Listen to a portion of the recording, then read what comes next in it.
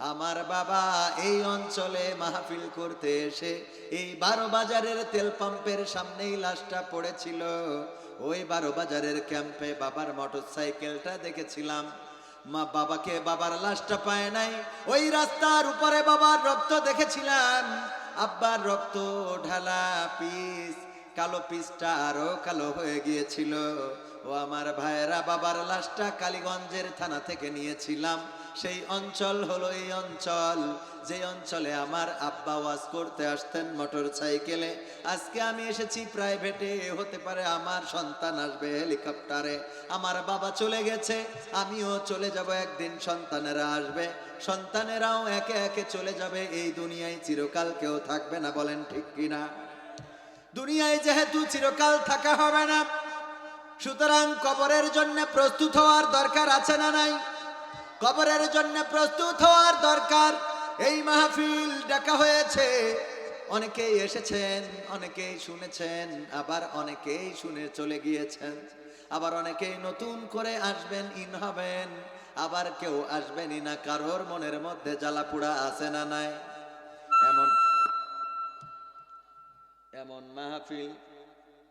এমন মাহফিল শুনলেও অনেকের মনের মধ্যে জ্বালাপোড়া হয়, এমন মানুষ আছে না নাই?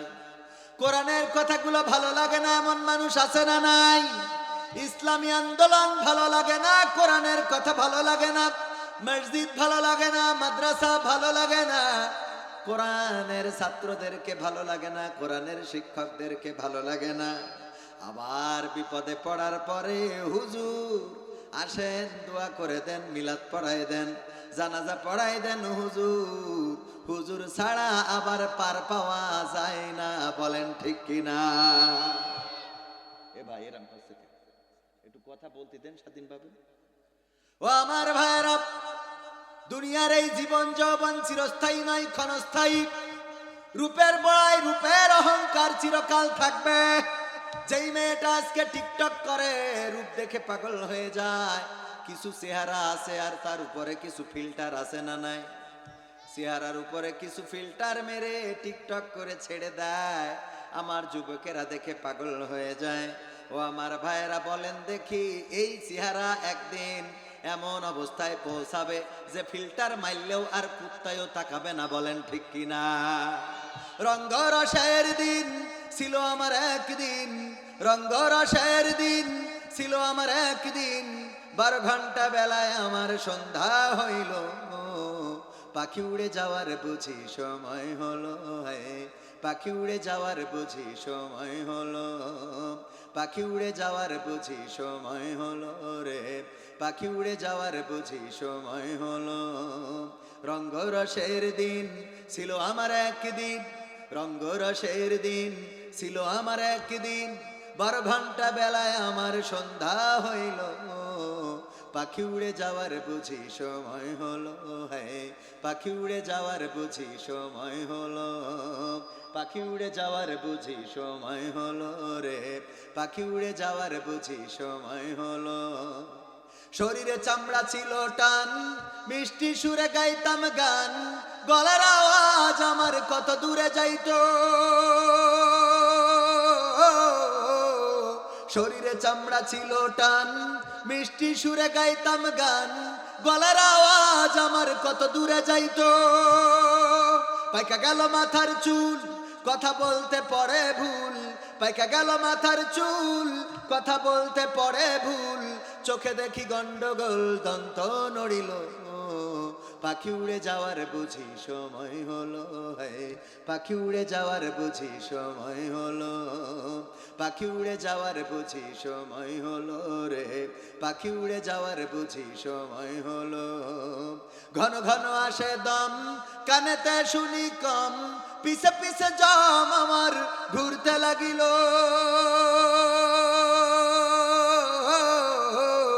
ঘন ঘন আসে দম, কানেতে শুনি কম, পিছে পিছে জম আমার ঘুরতে লাগিল। খাটো হয়ে আসছে পাও, হীন হলো সর্বদাও, খাটো হয়ে আসছে পাও, হীন হলো সর্বদাও, ভাবে বুঝি সময় আমার ফুরিয়ে এলো, পাখি উড়ে যাওয়ার বুঝি সময় হলো, হ্যাঁ পাখি উড়ে যাওয়ার বুঝি সময় হলো, পাখি উড়ে যাওয়ার বুঝি সময় হলো রে, পাখি উড়ে যাওয়ার বুঝি সময় হলো। এত সুন্দর পরিপাটি খাসায় আমার ছিল খাটি, দিনে দিনে খাসায় আমার জং ধরিল,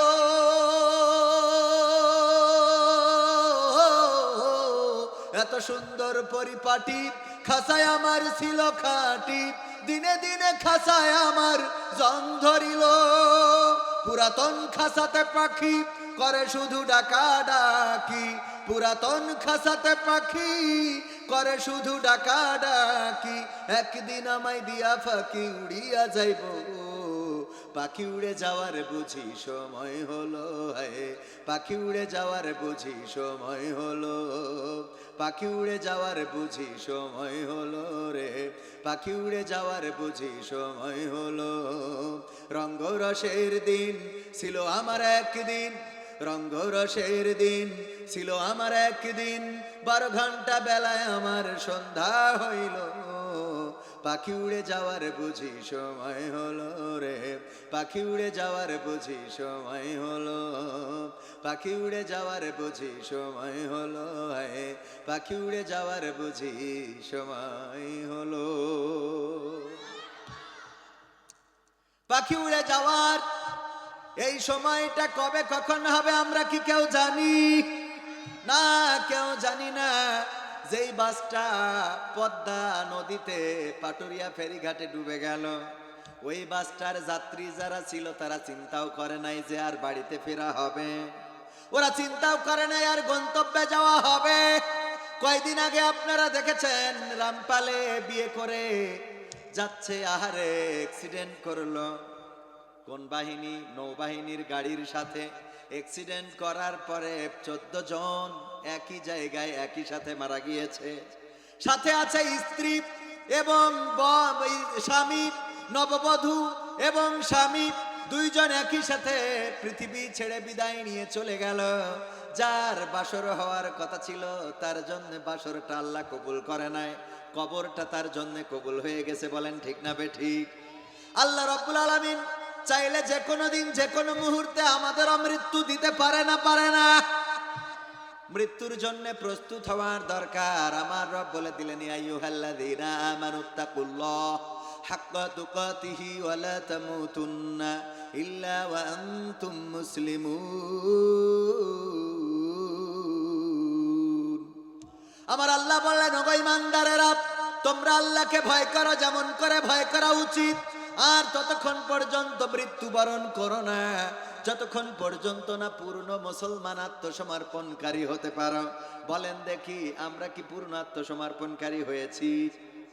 আমরা কি আল্লাহর কাছে নিজেদেরকে আত্মসমর্পণ করেছি? আত্মসমর্পণ করেছিলেন কে? হযরত ইব্রাহিম আলাইহিস সালাম বললেন, ইন্নী ওয়াজ্জাহতু ওয়াজহিয়া লিল্লাযী ফাতারাস সামাওয়াতি ওয়াল আরদ হানিফান ওয়া মা আনা মিনাল মুশরিকিন।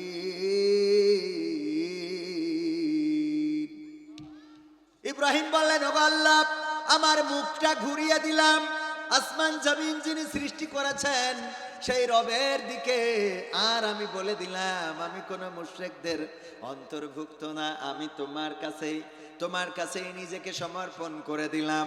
এই সমর্পণ করার পরে যখন ইব্রাহিম আলাইহিস সালামকে আগুনে ফেলার জন্য আগুন প্রস্তুত করা হয়ে গেল, তখন ইব্রাহিম আলাইহিস সালাম বললেন, ওগো নমরুদ, তুমি আমার আব্বা লাগো, আমারে মাফ করে দাও। বলিছে, তুমি আমার আব্বা, আমি তোমার দল করি, আমারে মাফ করে দাও। আজ যদ্দূর করেছি আজ জীবনে করবো না, আজকেই শেষ। বলেছে এই কথা? বরং ফেরেশতারা আসলো, বলল, গো নবী সাহায্য করতে চাই। বলল, এখন আমি কি করতে পারি? কয় অনুমতি দেন। কেন? আল্লাহ রাব্বুল আলামিন আমাদের পাঠাই নাই আমরা বললাম ওগো রব তোমার খলিল আগুনে পুড়ে যাবে, এটা কেমনে সহ্য করি, যদি অনুমতি দাও যেতে চাই সহযোগিতার জন্য। আল্লাহ রাব্বুল আলামিন বললেন যাও, তবে আমার বান্দা আমার বন্ধু আমার খলিলকে জিজ্ঞাসা করবা, সে যদি চায় তাহলে সহযোগিতা করবা, আর যদি না চায় তাহলে ফিরে আসবা।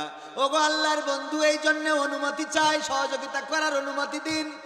আল্লাহর নবী বললেন তোমরা সহযোগিতা করতে চাও, কারণ কি? কারণ আপনি কষ্টে নিপতিত হচ্ছেন, আপনি মুসিবতের মধ্যে পড়ে যাচ্ছেন, এটা দেখার পরে আমরা তো ভালো থাকতে পারি না, আমাদের সহ্য হচ্ছে না, আমাদের ভালো লাগছে না, কষ্ট হচ্ছে। আল্লাহর নবী বললেন ওগো ফেরেশতারা ফিরে যাও, কারণ তোমরা যেই চিন্তা করে এসেছো, তোমরা আমার যেই কষ্টটা অনুভব করো তার থেকে আমার রব আরো বেশি অনুভব করে, তোমাদের থেকে আমার রব আরো বেশি অনুভব করে আমার কষ্ট। তোমরা যেটা বোঝো তার থেকে আমার রব বেশি বোঝেন, তোমরা যেটা জানো তার থেকে আমার রব বেশি ভালো জানেন। আমাদের মনে, আমার মনের অবস্থা তোমরা যা বুঝেছো তার থেকে আমার রব আল্লাহ বেশি বুঝেছেন, তিনি যদি চান তিনি সহযোগিতা করবেন। তোমরা যাইতে পারো, তোমরা ব্যাক করতে পারো, কোনো অসুবিধা নাই। আল্লাহ রাব্বুল আলামিন আগুনকে বলে দিলেন ইয়া নারু কুনি বারদাও ওয়া সালামান আলা ইব্রাহিম। আল্লাহ বললেন ওগো আগুন তুমি আমার ইব্রাহিমের জন্য ঠান্ডা আরামদায়ক হয়ে যাও। আর অমনি আগুন ঠান্ডা আরামদায়ক হয়ে গেল, ফুলের বাগান হয়ে গেল। বলেন সুবহানাল্লাহ। হুকুমটা ছিল কার? আল্লাহ চাইলে ফাঁসির কাষ্ঠ থেকে ঘুরিয়ে এনে এমপি বানিয়ে দিতে পারে, এই ক্ষমতা আল্লাহর আছে না নাই? শুধু জামাতে না, বিএনপিতেও আছে না নাই? আবার বিএনপিরা মনে করতে পারে মনে হয় জামাতের কথা করছে, বিএনপিতেও আছে না নাই? ফাঁসির কাষ্ঠ থেকে ঘুরিয়ে এনে সংসদে এখন নেতৃত্ব দেয় ৩০০ জনের মধ্যে একজন, মাননীয় স্পিকার। এই এরকম বলার সুযোগ দিয়েছে না, তাই নাই? এটা করার মালিক কে? এটা করার মালিক কে? আবার আল্লাহ যদি চান ক্ষমতার মাসনাদ কেড়ে নিয়ে দাদার দেশে পাঠিয়ে দিতে পারে, ঠিক না বেঠে? এই ক্ষমতা আছে কার? ক্ষমতার চেয়ার পেয়েছেন বলেই মনে করলে হবে না, আর কোনদিন এই চেয়ার ছাড়া লাগবে না। এমন চিন্তা যারা করেছিল ওরাও চেয়ারে থাকতে পারে। আমি কিন্তু বর্তমান দেশের কথা করছি না, ফেরাউন নমরুদের কথা করছি। ওরা থাকতে চাইছিল, পেরেছে? বলেন পেরেছে? ফেরাউন বলল, যখন মুসা আলাইহিস সালাম বললেন লা ইলাহা ইল্লাল্লাহ, ওগো ফেরাউন এই মিশরে তোমার আইন চলবে না। ফেরাউন বলল ও মুসা আমিও তোমায় ছাড়ব না, ছাড়ব না। আর আল্লাহ বলল ঠিক আছে আমি তোমার ছাড় দেব, কিন্তু আমিও ছেড়ে দেব। নদীর কিনারায় পৌঁছে গেল। সবাই জানেন মুসা আলাইহিস সালামের সাহাবীরা ছিল একটু তেড়া ক্লাসের, একটু বেতাড়া ক্লাসের, মানে ওদের যত যাই করেন ওরা মানে কোনোভাবে, আপনাদের বিলাটেও অনেক লোক থাকতে পারে, মানে যত সুন্দর মসজিদ হোক না কেন নামাজই পড়বেন, তা আপনার সুন্দর মসজিদ করি লাভ কি? ওর মসজিদ তো এসি কে, হ্যাঁ তেড়া মার্কা কিছু মুসলিম ওর সুন্দর মসজিদ হইস তো কি হয়েছে, ও পড়বে না, ও খবরে যেই ওই সেই এর মতো বুদ্ধি করি চলবে, এরকম কিছু আছে না? একজন মারা যাওয়ার সময় বলতেছে যে আমি মারা যাওয়ার পরে ওই গোরস্থান থেকে একটা ওই পুরাতন কাফনে নিয়ে আমার বাবা দাফন করে দিস। তো বলতেছে এইটা কোনো কথা যে পুরাতন কাফনের কাপড় কে 12 বাজারতে নতুন দামি কাফনের কাপড় কিনে তোমার কবর দেব? তো বলতেছে আরে না এটা একটু করতে হবে, কারণ সমস্যা আছে। কি সমস্যা আব্বা? কই সমস্যা আছে, তোরা পুরনো কাফন দিয়ে আমার দাফন করবি। আব্বা এটা কই যাতে হবে? তা বলতেছে শোন, সারা জীবন তো আল্লাহর নাফরমানি করেছি, গুনাহ জিনা ব্যভিচার চুরি চামারি, মসজিদে যাই নাই, নামাজ পড়ি নাই, রোজা করি নাই। তো কবরে যাওয়ার পরে তো ফেরেশতারা বলবে মান রব্বুকা মান দিনুকা মান নাবিয়ুকা, আমি তো এটা কইতে পারবো না, কারণ এইগুলো তো করি নাই। তো আমি যখন আমার টাইনি তুলি বসাই জিজ্ঞেস করবে, আমি কব যে আর কতবার এই প্রশ্নের উত্তর দেব, আর কতবার দেব? তখন ফেরেশতারা বলবে কেন? তা তখন আমি আমার কাফনের কাপড় দেখাই বলবো এই কাফনের কাপড় দেখি বোঝা যাচ্ছে না আমি কি আজকের লাশ? কাফনের কাপড় ছিঁড়ে যাবে লেগেছে বুঝলি? হ্যাঁ, আর আমার আওয়াজ জিজ্ঞেস করতেছে, হ্যাঁ এই বুদ্ধি চলবে ওখানে? এরকম বুদ্ধি করে পার পাওয়া যাবে। তো আসলে বিষয়টা হলো কি দেখেন, আবু জাহেলের বাড়ি আপনারা যারা গিয়েছেন তারা তো জানেন আবু জাহেলের বাড়িটা কি হয়েছে, হাম্মাম, আরবিতে সম্মানের সাথে বললাম।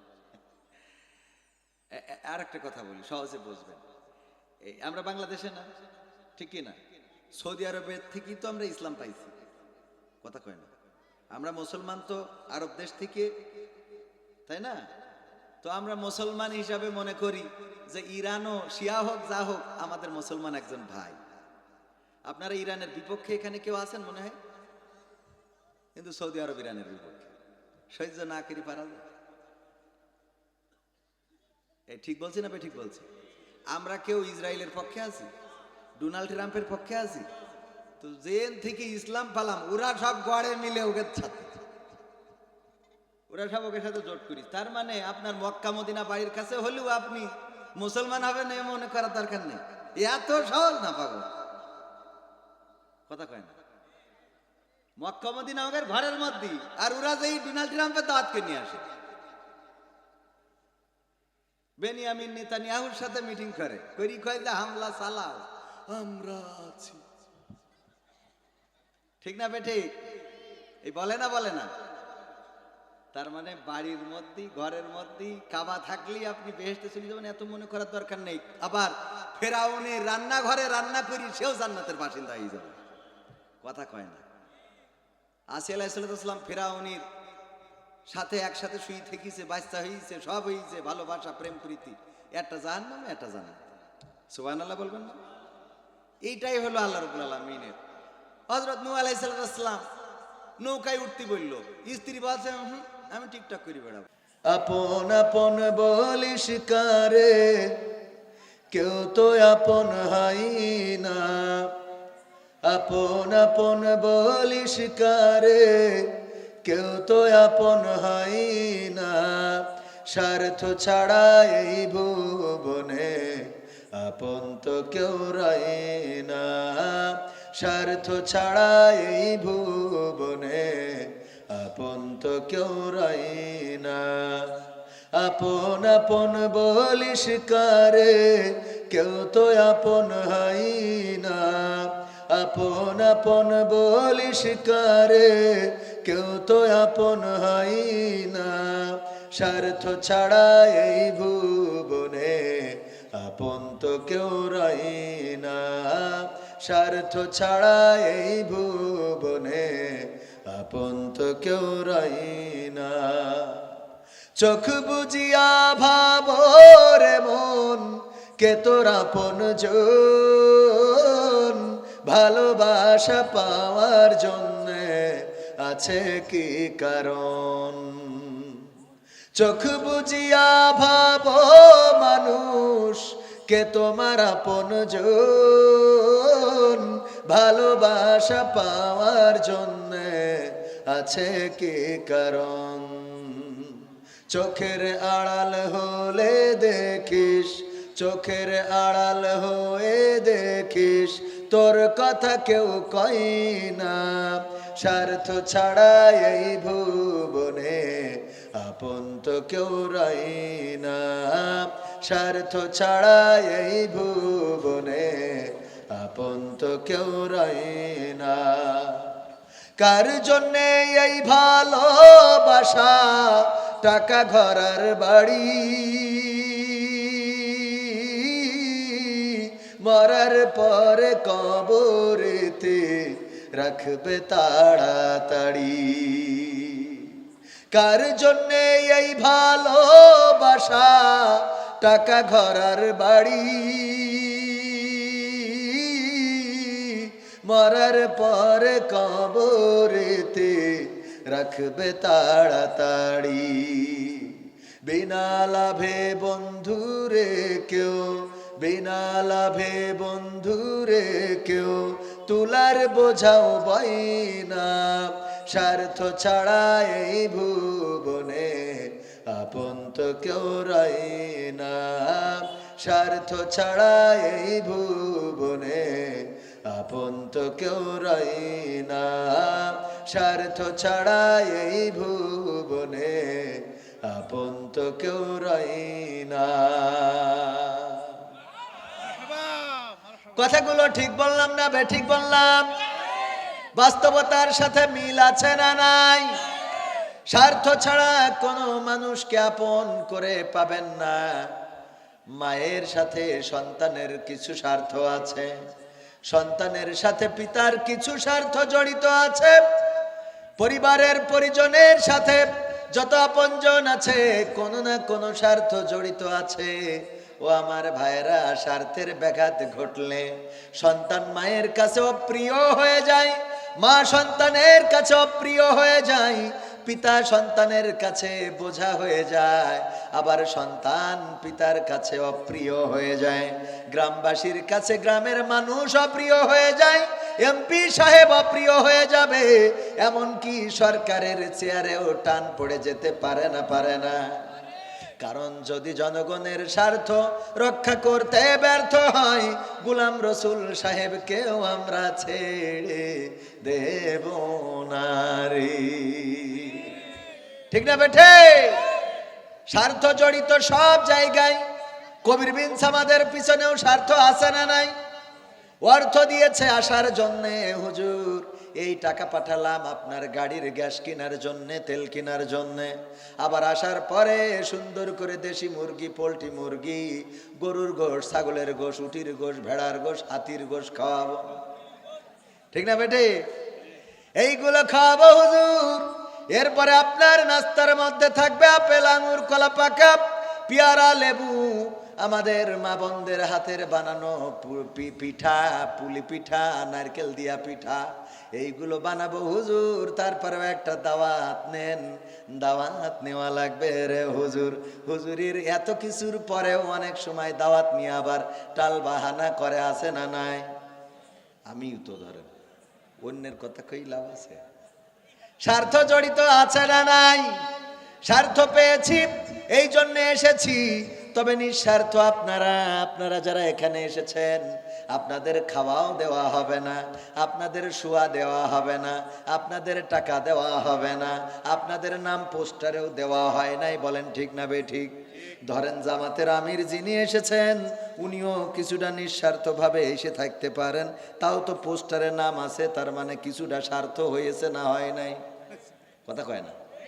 পোস্টারে নাম দেওয়া হয় নাই, আপনাদের টাকা দেওয়া হবে না, পয়সা দেওয়া হবে না, নাস্তা দেওয়া হবে না, খাইতে দেওয়া হবে না। তারপরেও আপনারা এই কোরআনের মাহফিলে এসেছেন আল্লাহর সন্তুষ্টির জন্য। বলেন ঠিক কিনা? আপনারা এসেছেন বিশ্ব নবী সাল্লাল্লাহু আলাইহি সাল্লামের জীবন থেকে জানার জন্য, সঠিক পথ কোনটা সেটা জানার জন্য, বোঝার জন্য, কোন পথে চললে জান্নাতে যাওয়া যাবে, কোন পথে চললে জাহান্নাম পাওয়া যাবে, কোন পথে চললে আল্লাহ খুশি হবে, কোন পথে চললে আল্লাহ খুশি হয়ে যাবে, সেইগুলো জানার জন্য এসেছেন। ও আমার ভাইয়েরা, আমরা কতটুকু হক আদায় করতে পারি জানি না, কিন্তু যারা এসেছেন আসার কারণে আপনাদের আমল নামায় যতক্ষণ এখানে বসে থাকবেন ততক্ষণ আমলের ফেরেশতা ডান পাশে যিনি খাতা লেখেন উনি সওয়াব লিখতে থাকবেন। বলেন সুবহানাল্লাহ। শুধু তাই নয়, যতক্ষণ পর্যন্ত বসে থাকবেন আপনার আমল নামায় সওয়াব যেমন জমা হতে থাকবে, তেমনি ভাবে বাঁ পাশ থেকে আবার সগীরা গুনাহগুলো আল্লাহ রাব্বুল আলামিন মাফ করে দিতে থাকবেন। পড়েন সুবহানাল্লাহ। সুতরাং এই জাতীয় মাহফিলের দরকার আছে না নাই? আল্লাহর নবীর ভাষায় এটা রিয়াজুল জান্নাহ। কি জান্নাত? রিয়াজুল জান্নাহ, জান্নাতের বাগান। জমিনের পরে জান্নাতের যে বাগান কায়েম হয় সেটা হলো এটা। ও আমার ভাইরা, এই মাহফিলের কদর এত বেশি, আল্লাহর নবী সাল্লাল্লাহু আলাইহি সাল্লাম খুব লম্বা বয়ান করতেন না। যদি কখনো সাহাবীদের নিয়ে ওয়াজ শোনাতেন, কথা শোনাতেন, অল্প সময় কথা বলতেন। এই অল্প সময়ের মধ্যে যখন সাহাবীরা এসে যেত, যদি বিশ্ব নবী তাকিয়ে দেখতেন যে কোনো মানুষ দাঁড়িয়ে রয়েছে, বিশেষ করে যদি দেখতেন কোনো যুবক দাঁড়ানো, আল্লাহর নবী সাল্লাল্লাহু আলাইহি সাল্লাম যদি দেখতেন বসার মতো কোনো পাটির ব্যবস্থা নাই, মাদুরের ব্যবস্থা নাই, আল্লাহর নবী সাল্লাল্লাহু আলাইহি সাল্লাম কোরআনের এই মাজমাকে সম্মান করে নিজের গায়ের চাদরটা খুলে চেলে দিতেন আর বলতেন, ওগো আমার যুবকেরা, এই চাদরটা মেলে তোমরা এই কোরআনের মাজলিসে শরীক হয়ে যাও। আমার যুবকেরা, বিশ্ব নবীর যুবক সাহাবীরা চাদরটা হাতে পাওয়ার পরে বুকের মধ্যে জড়িয়ে ধরে বলতেন, ওগো নবী, চাদরটা দিয়েছেন এই মাজমায় বসার জন্য, আমাদের কি এত বড় সাহস হয়েছে নাকি বিশ্ব নবীর চাদর পেতে তার উপরে বসবো? বিশ্ব নবীর চাদর, আমরা তার উপরে বসতে পারি না, বরং বিশ্ব নবীর চাদরটা আমাদের কলিজার সাথে জড়িয়ে ধরতে পারি। মাহফিলের গুরুত্বটা কতটুকু! এই মাহফিলে এসেছেন, বসবেন, শুনবেন, আল্লাহ রাব্বুল আলামিন চাইলে এটা নাজাতের ওসিলা করে দিতে পারেন। আজকের এই মাহফিলে যারা এসেছেন, বসেছেন, জীবনের গুনাহগুলো চাইলে মাফ করে দিতে পারেন। আল্লাহ রাব্বুল আলামিন আমলনামাটা ওজন দেন, সওয়াবটা আমাদের কত মন, কত কেজি, কত টন লাগবে এটা আমরা জানি নাকি? কথা কয় না।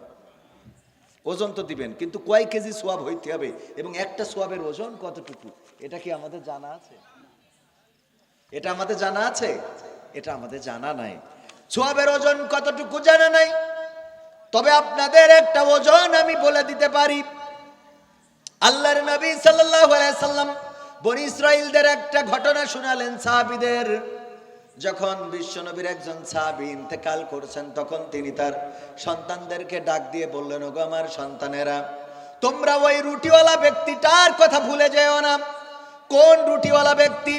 বিশ্বনবী সাল্লাল্লাহু আলাইহি সাল্লাম বলেছেন, সাহাবীদেরকে শুনিয়েছেন, ওগো আমার সাহাবীরা শুনে নাও, একজন খুব পরহেজগার ব্যক্তি ছিল, ইবাদত গোজারি, আবেদ লোক, 70 বছর ধরে আল্লাহর ইবাদত বন্দেগী করেছে। আল্লাহর এতটা ইবাদত বন্দেগী করেন, দুনিয়া বিমুখ মানুষ, আল্লাহর জন্য নিবেদিত প্রাণ, 70টা বছর ধরে ইবাদত বন্দেগী করেন, কোনো অন্যায় পথে চলেন নাই, অন্যায় কর্ম করেন নাই। কিন্তু শয়তান তার ধোঁকা দিতে চাইল। ওই অঞ্চলে থাকা একটা পতিতা মহিলা, একজন অশ্লীল মহিলা, তাকে ধোঁকা দেওয়ার জন্য চলে আসলো। শয়তান ধোঁকা দিল ওই নারীকে দিয়ে। নারী এসে তার রূপ সৌন্দর্য তার সামনে বিকশিত করলো। 70 বছর ইবাদত বন্দেগী করা মানুষটা যখন ওই সুন্দরী রমণী দেখল, ভুলে গেল তার প্রেমে, তার ছলনায় নিজের ইমানের কথা, নিজের আমলের কথা, নিজের ইবাদতের কথা ভুলে ওই মেয়ের প্রেমে মগ্ন হয়ে গেল। 7টা রাত তার সাথে কাটালো। 7 দিন 7 রাতে মেয়ের সাথে কাটানোর পরে তার আকল জাগ্রত হলো, বিবেক জাগ্রত হলো। হঠাৎ করে মনে করলো, আই হাই, এত বড় ভুল করে ফেললাম, 70টা বছর আল্লাহর কোনো হুকুম তরক করি নাই, আল্লাহ রাব্বুল আলামিনের ইবাদত করলাম, আমার এই পরহেজগারিতা কোথায় নিয়ে চলে গেল আমাকে?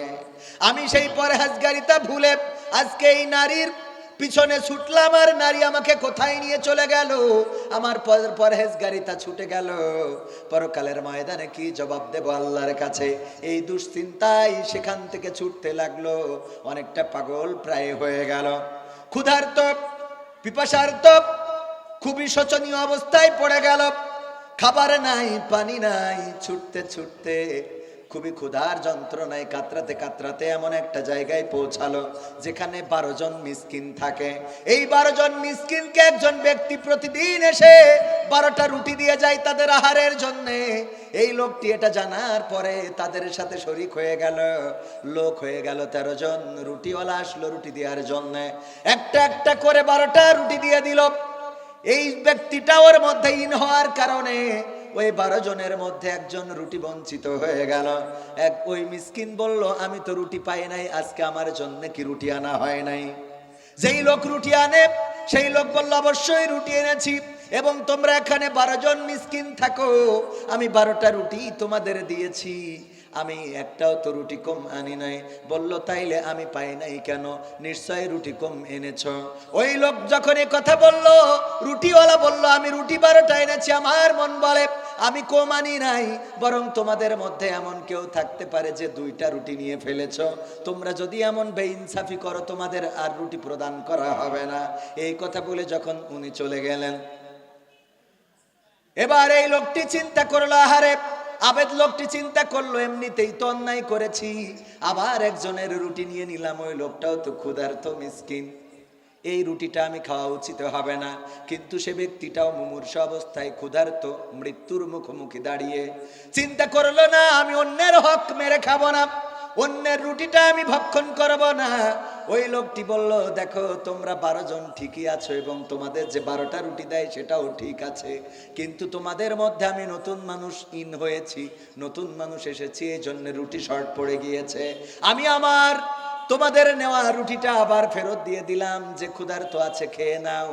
ওই রুটিটা তাকে ফেরত দেওয়ার কারণে বিশ্বনবী বলছেন, এই লোকটি যখন মারা গেল তার আমল নামাটা ওজন দেওয়া হলো, 70 বছরের ইবাদত বন্দেগী এক পাল্লাই তোলা হলো, আর অপর পাল্লাই 7টা রাত ওই নর্তকীর সাথে কাটানোর কারণে, ওই অশ্লীলতা করার কারণে, বেহায়াপনা করার কারণে 7টা রাতের যে বদ আমল সেটা যখন আর একটা পাল্লায় তোলা হলো, দেখা গেল ওই 70 বছরের ইবাদত, ওই ইবাদতের চেয়ে 7 রাতের এই গুনাহ খাতাটা ভারী হয়ে গেছে। বলেন নাউজুবিল্লাহ।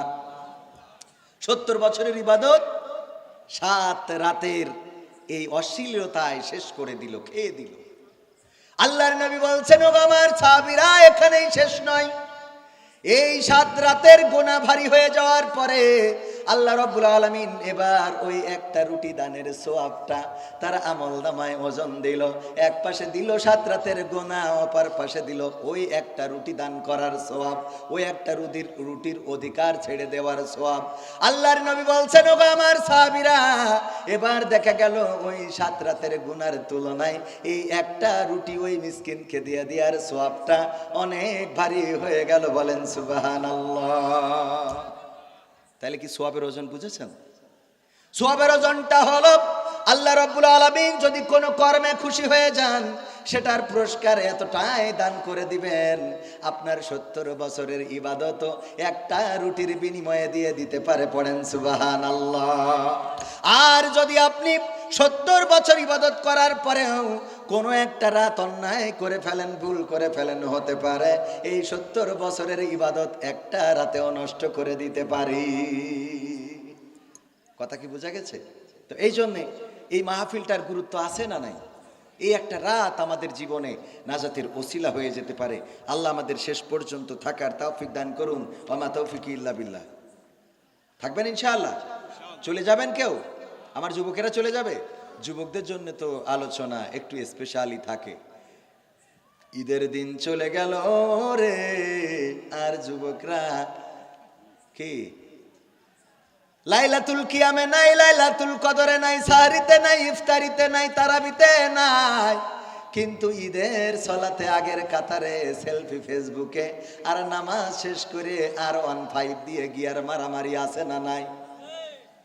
এত জোরে গিয়ার দিল রে যে পাম্পের তেলও ফুরাই গেছে রে। ঠিক না বেঠিক? পাম্পে তেল নাই, আমাগো বেল নাই, কওয়ারও জায়গা নাই, সওয়ারও কায়দা নাই। কারণ এখন পুইতে গেলে আমার কাদের কাকা বলবে, এখন কেমন লাগে। ঠিক না বেঠিক? এখন কেমন লাগে? ও আমার ভাইয়েরা, বোমা মারে ইসরায়েল আর আমেরিকা মিলে ইরানে করে হামলা, ওদের বিমান হামলা চলে ইরানে, আর ইরান মিসাইল হামলা করে, সেইটা যে পড়ে ইসরায়েলে 2-1টা মেরেছে। কোথায়? ওমানে, আবুধাবিতে, সৌদি আরবে, কুয়েতে, কাতারে, এই দেশগুলোর মধ্যে পড়লো মিসাইল, আর নভয়নগর পড়ার পাম্প বন্ধ হয়ে গেছে। ঠিক না ভাই? ঠিক। মিসাইল পড়িছে ইরান, ইরাক, কুয়েত, কাতার, আবুধাবি, আর পাম্প বন্ধ হয় আপনাদের নপড়া। এ সহ্য না করি পারা যায়?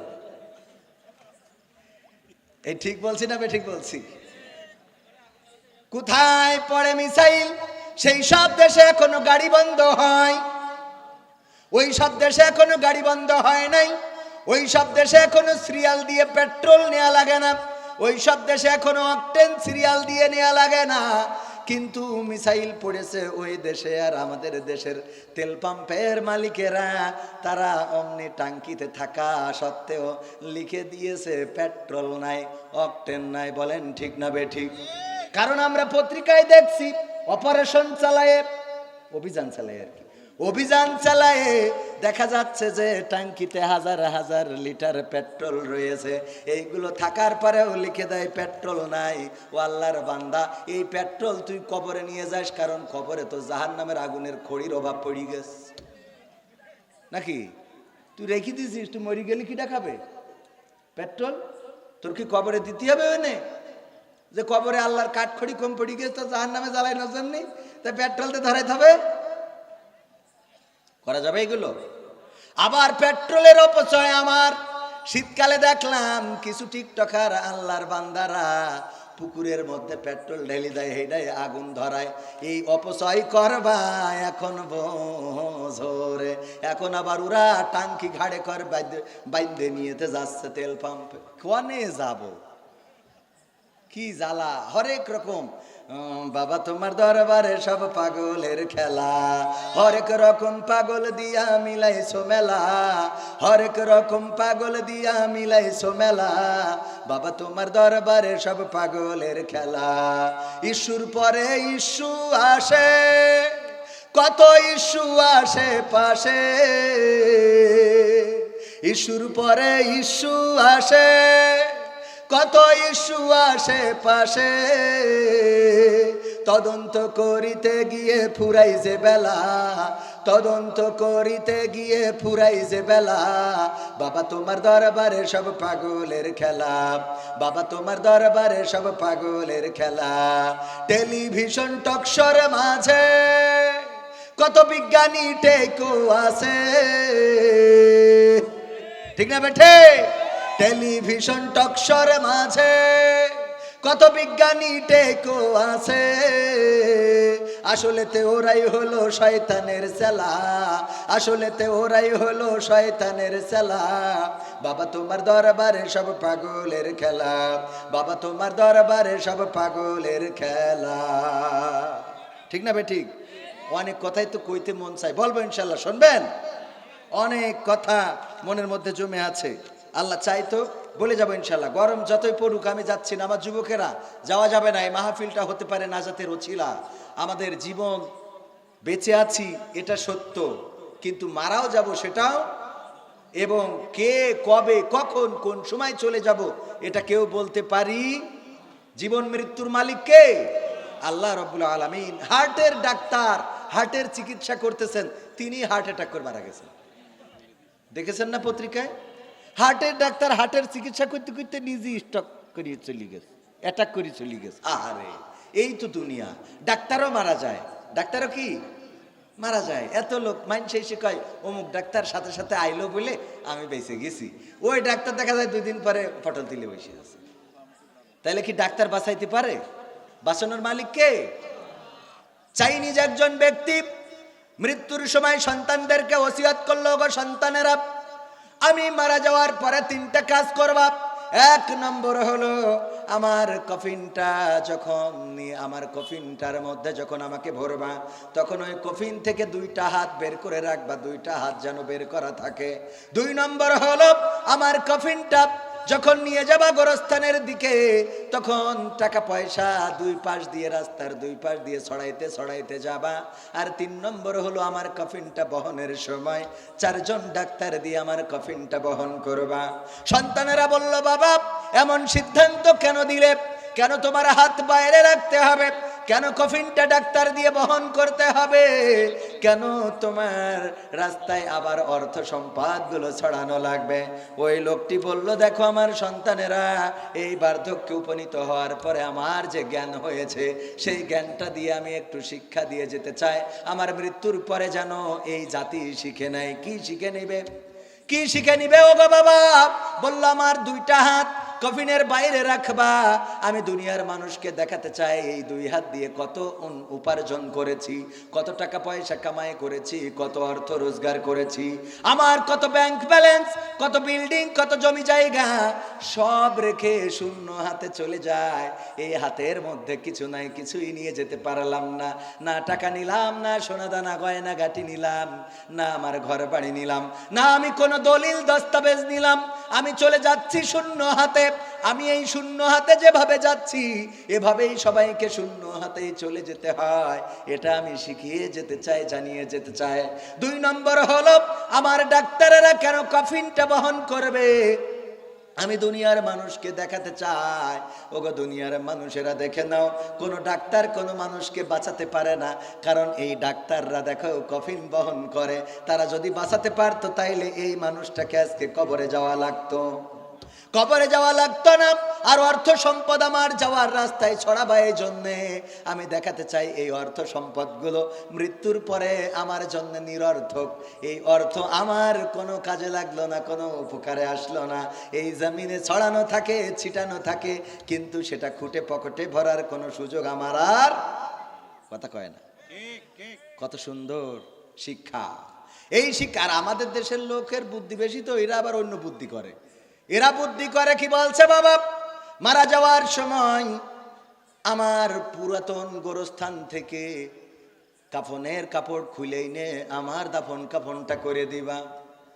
সন্তান বলতেছে, বাবা এই কাজ কেন করবা, আমাদের কি টাকার অভাব নাকি? আমরা নোয়াপাড়ায় যেয়ে সবচেয়ে দামি কাফনের কাপড় কিনবো। সবাই তো কেনে সাদা, আমরা প্রয়োজনে কালারওয়ালা কিনবো। না বাবা, ওটা করা যাবে না। পুরাতন গোরস্থানের পুরাতন কাফনের কাপড় দিয়ে আমার দাফন করবা, এটা একটু বুদ্ধি করে আমি করতেছি। বলল, বুদ্ধিটা কি বাবা?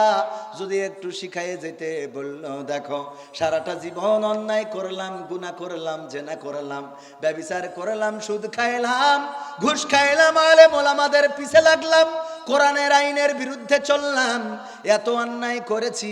এই জমিনের উপরে মারা যাওয়ার পরে আল্লাহ আমারে ধরবে ধরবে রে, মুনকার নাকির পাঠাই দিয়ে বলবে, মান রব্বুকা ওয়া মান দীনুকা ওয়া মান নাবিয়ুকা। আমি তো আল্লাহরে রব মানি নাই, আমি তো ইসলামকে দিন মানি নাই, আমি নবী মুহাম্মদকে নেতা মানি নাই সাল্লাল্লাহু আলাইহি সাল্লাম, তার নেতা মানি নাই। কবরে যাওয়ার পরে যখন আমি এইগুলো বলতে পারবো না, তখন তো বাটাম টানা শুরু হয়ে যাবে। এই জন্যে পুরাতন কাফনের কাপড় দিয়ে যদি আমারে দাফন কাফন করো, মুনকার নাকির এসে যখন